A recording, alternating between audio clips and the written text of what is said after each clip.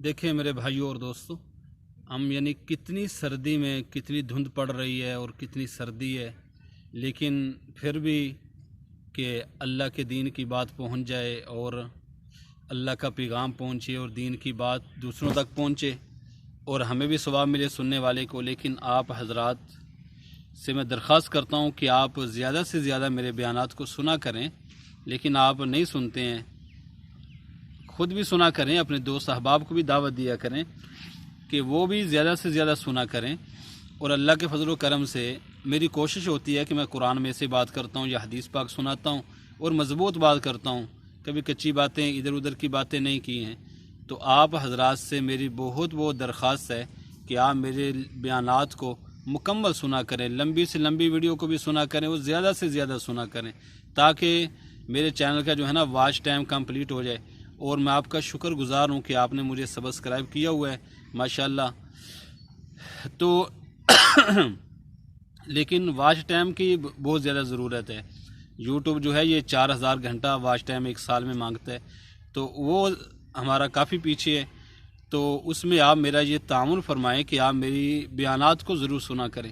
آپ کے پاس وقت نہ بھی ہو، آپ موبائل میں اس کو چلا کے رکھ سکتے ہیں، وہ ویڈیو چلتی رہے گی، تو اس طرح میرا فائدہ ہوگا۔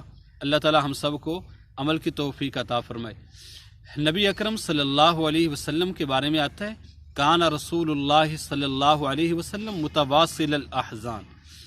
نبی اکرم صلی اللہ علیہ وسلم ہمیشہ فکر مند رہتے تھے، ہمیشہ پریشان رہتے تھے، دائم الفکر، ہمیشہ فکر مند رہتے تھے۔ لیست لہ راحت، آپ کو کسی گھڑی بھی راحت نہیں تھی، سکون راحت نہیں تھا۔ سکون کیوں نہیں تھا، راحت کیوں نہیں تھی؟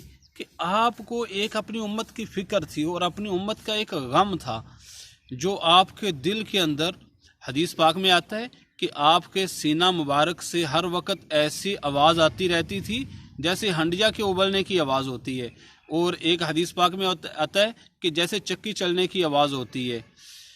تو ایسی آواز آپ کے سینہ مبارک میں سے آتی رہتی تھی۔ کیوں آتی تھی اور کیا آپ کو ایسی فکر تھی؟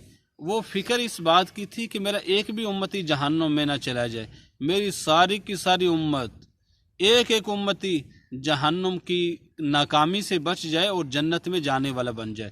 حالانکہ اللہ تعالیٰ نے قرآن پاک میں فرمایا تھا، فریق فی الجنت و فریق فی السعیر، جنت میں بھی جائیں گے، جہنم میں بھی، مگر اس کے باوجود آپ کی دلی خواہش تھی کہ میری ساری امت جنت میں چلی جائے۔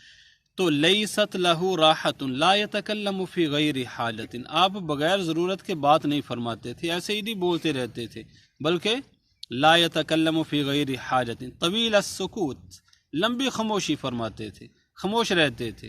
خاموش رہنا بھی عبادت ہے، بولنا، زیادہ بولنا یہ بھی اچھا نہیں، بالکل ہی نہ بولنا یہ بھی اچھا نہیں، تو بغیر ضرورت کے بات نہیں کرنی چاہیے۔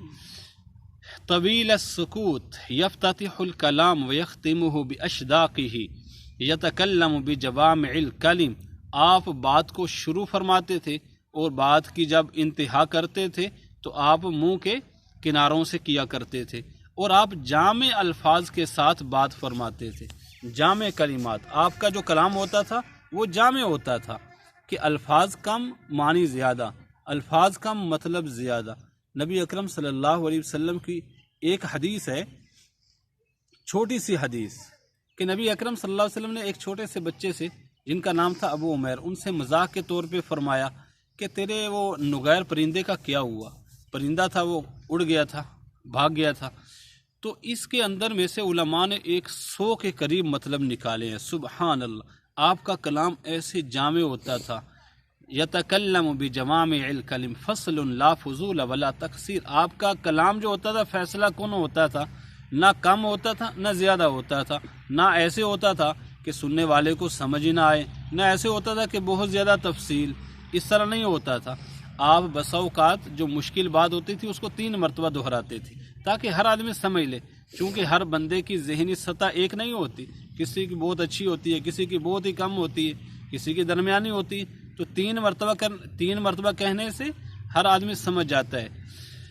جس کی ذہنی سطح بالکل کم ہے وہ بھی 3 مرتبہ سے سمجھ لیتا ہے۔ آپ مشکل بات کو 3 مرتبہ دہرایا کرتے تھے۔